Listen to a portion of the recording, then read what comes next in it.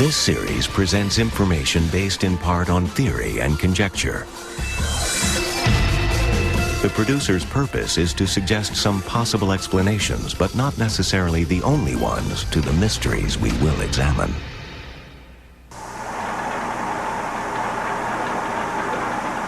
Frozen alive to 100 degrees below zero, a 3-day-old embryo is held in suspended animation.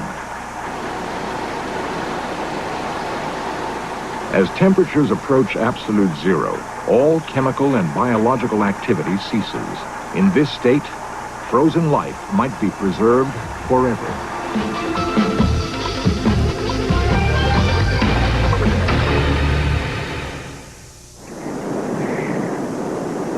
Since the dawn of man, cold has been our cruelest enemy. Even today, blizzards claim a yearly toll of the unprepared. During winter, death by freezing remains a constant threat.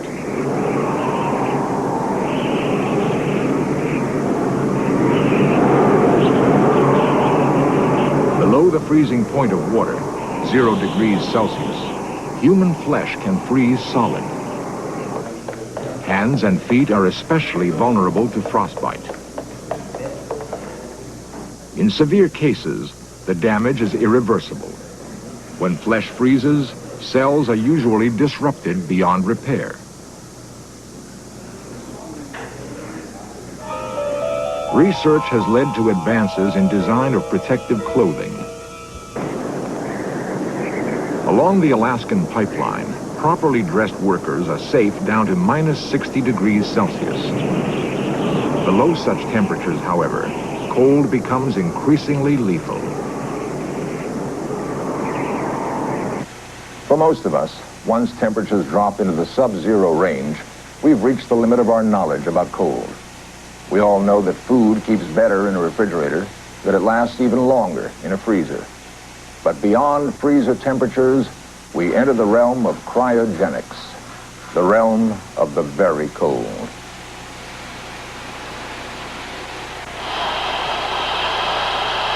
At 196 degrees below zero, nitrogen, the main ingredient of air, becomes liquid.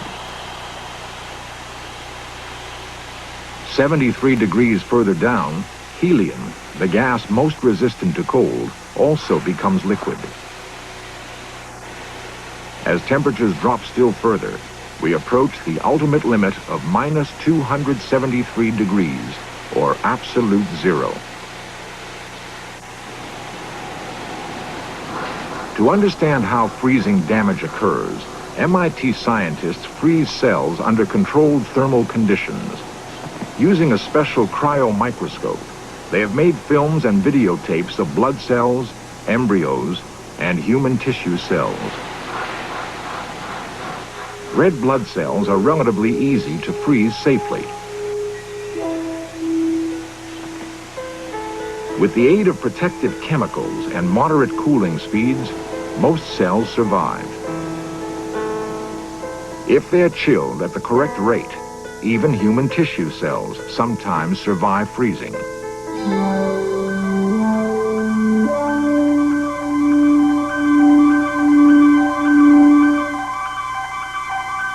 But when the freezing is too fast, ice forms within the cells, causing them to flash black and die.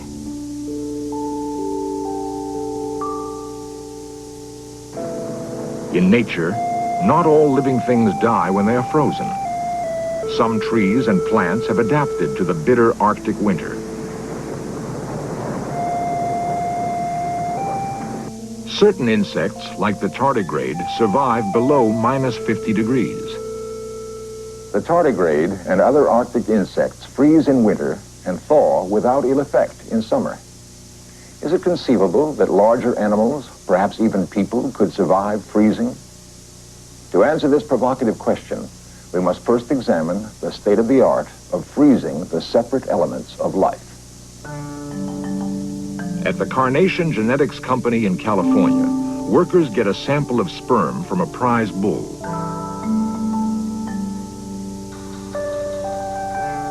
They add the sperm to a solution of glycerol, the same chemical Arctic insects produce to prevent freezing damage. The sperm is frozen in liquid nitrogen at 196 degrees below 0 Celsius. At this low temperature, it remains in a state of suspended animation. Months or even years later, the sperm will be shipped to cattle breeders. They thaw the sperm, bringing it back to life, and use it to artificially inseminate their cows. By carefully matching bulls and cows, farmers have vastly improved production of milk and beef. At the Tyler Clinic in Los Angeles, human sperm is preserved for many years. Reportedly, there have been human births from sperm kept in frozen suspended animation for over 10 years. No one knows how long it keeps its potency. Human sperm frozen today could possibly sire a child hundreds or even thousands of years from now. Blood is the very symbol of life. It carries warmth and oxygen to all parts of the body.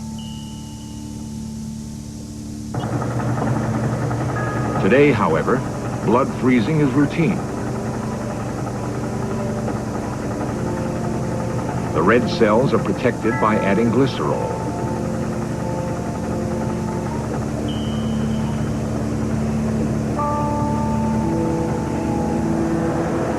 Since frozen blood cells stay alive for many years, their use has greatly increased the available supply of this precious substance. The frozen blood can be thawed and the glycerol washed out in less than an hour.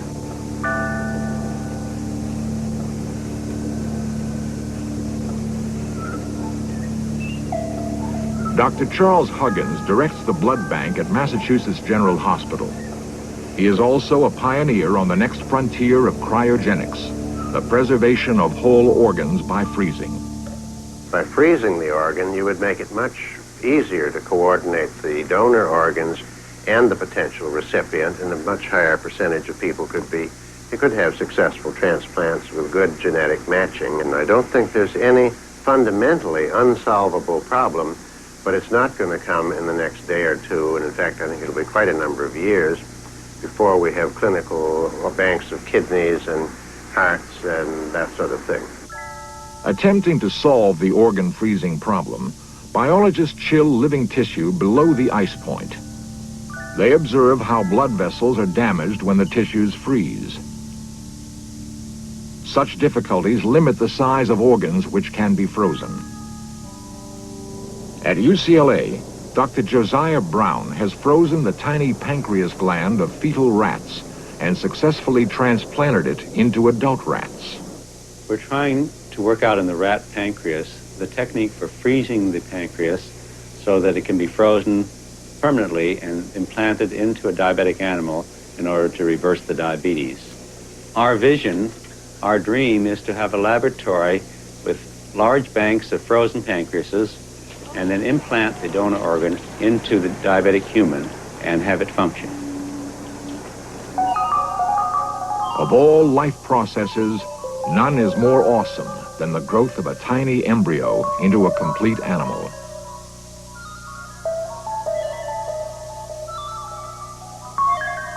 If human embryos could be frozen successfully, we could send our children on journeys into the distant future.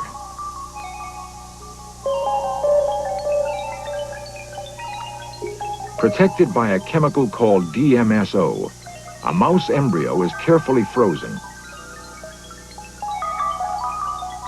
Icy fingers hold it hostage down to 100 degrees below 0, suspending all growth or change. After thawing, the embryo swells back to normal size, ready to continue its development. At the Oak Ridge National Laboratory, scientists have frozen mouse embryos in liquid nitrogen. They take embryos from the uterus of a pregnant mouse. The embryos are gently put in DMSO. Then, The scientists freeze the living embryos and store them in liquid nitrogen. Days later, the embryos will be thawed and reimplanted in the wombs of other mice. Remarkably, they develop into normal, healthy mice.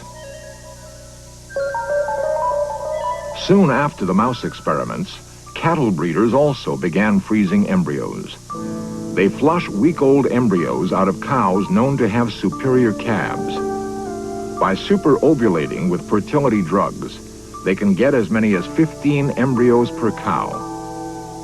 The embryos are cooled slowly in DMSO, then plunged into liquid nitrogen and held in cold storage. When it is time to bring them to life, the breeders thaw the embryos, remove the chemical antifreeze, and prepare cows for implantation. They inject an embryo into the cow's womb and sew her up. The embryo will grow naturally to term. This calf is the first frozen embryo calf ever born in the United States. Such use of suspended animation could revolutionize the cattle industry. By selecting genetically superior parent cows and bulls, a farmer could quickly build up a champion herd. Blood cells and embryos have survived cooling to within a few degrees of absolute zero. As the temperature drops toward its theoretical limit, molecular motion virtually ceases. Processes of growth and deterioration stop. In this state, the essence of life could be preserved forever. There are those who would like to imagine that freezing could make man immortal.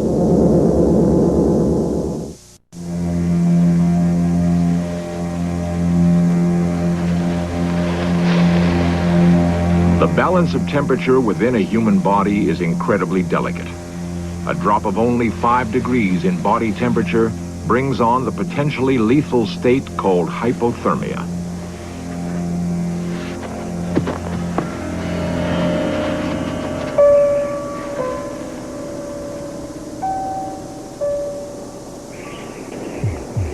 Without adequate clothing, an injured skier is potentially in danger of losing her life. In direct contact with snow, her body will cool rapidly toward the point where no amount of exercise or clothing could restore adequate warmth.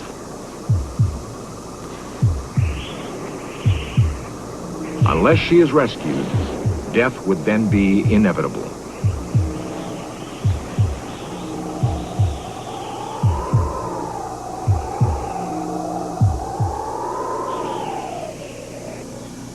Dr. Paul Siegel is conducting experiments on hypothermia in rats.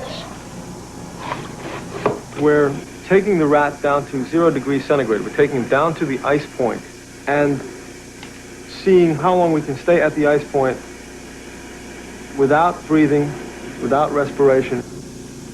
The rat's heart has stopped. Its vital signs gone. The rat is clinically dead.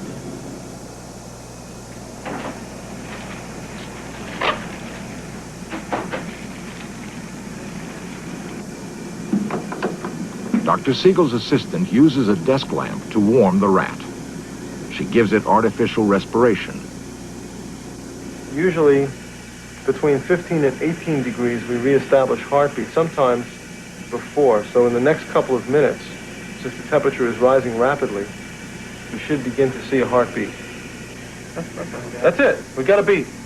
That is a heartbeat. There's another one, yeah. Keep going, Judy. Beautiful, beautiful.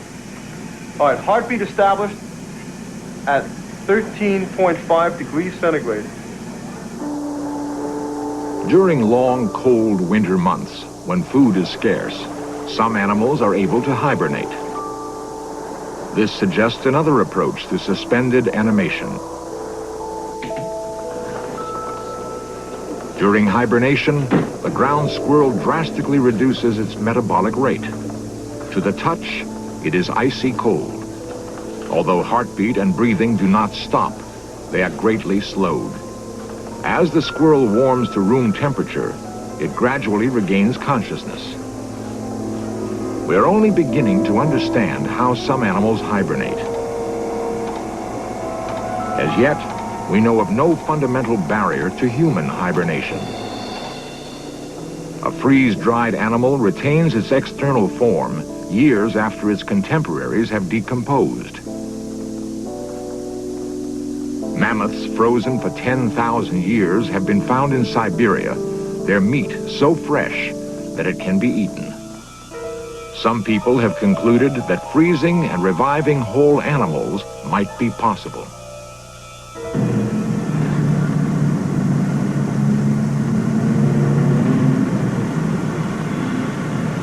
The finality of death is hard to accept. The lure of finding a window to the future is strong.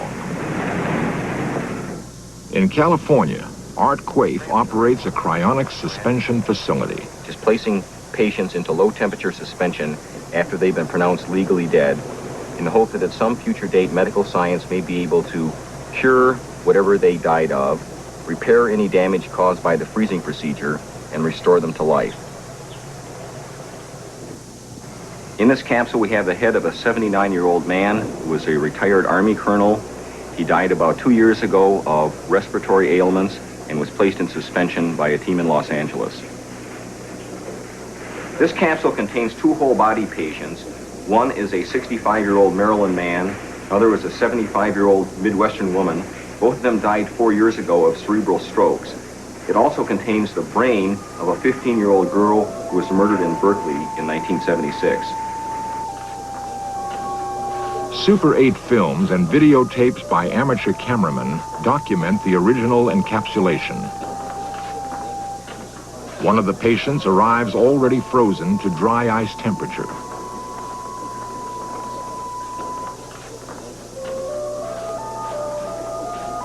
His body is placed in a plastic bag. It is wrapped in alternating layers of foil and fiberglass. The insulation will reduce the risk of thawing in case the liquid nitrogen in his capsule temporarily boils away.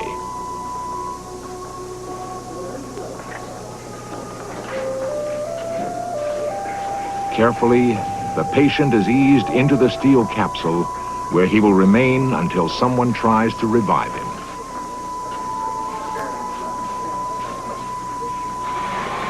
After encapsulation, liquid nitrogen was added. It has been replenished ever since.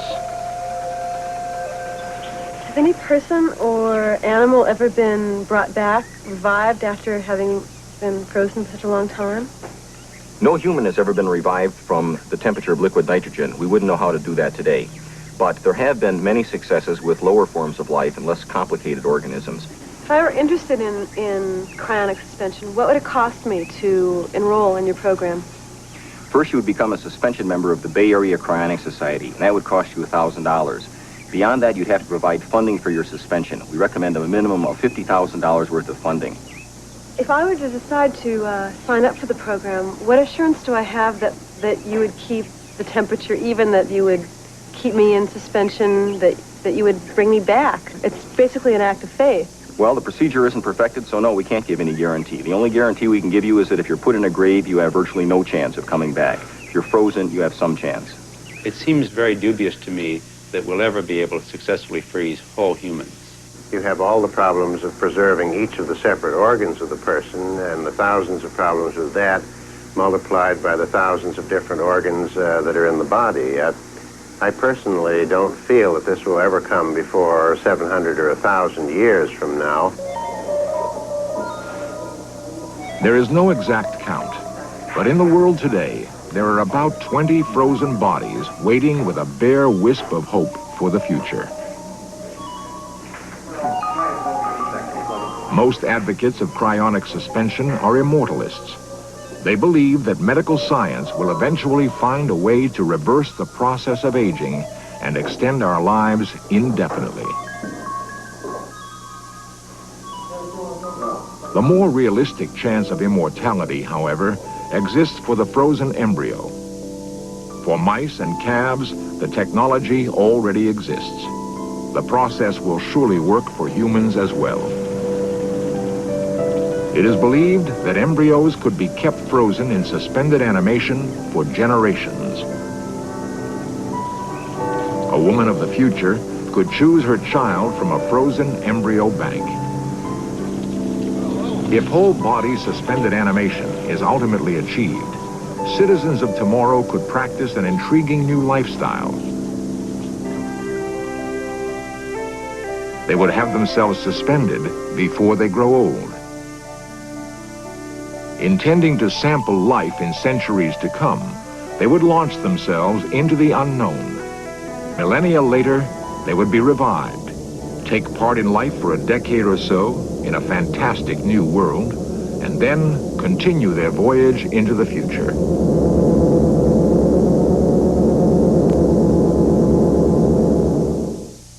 In search of The use of cold storage to preserve human sperm, embryos, and even whole people raises many ethical and social questions. Whose sperm and embryos should be saved? Could everyone afford to be frozen, or only the rich?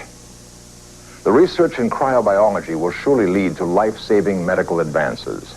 But even if we achieve suspended animation, we may not be able to deal with the unknown consequences of frozen immortality.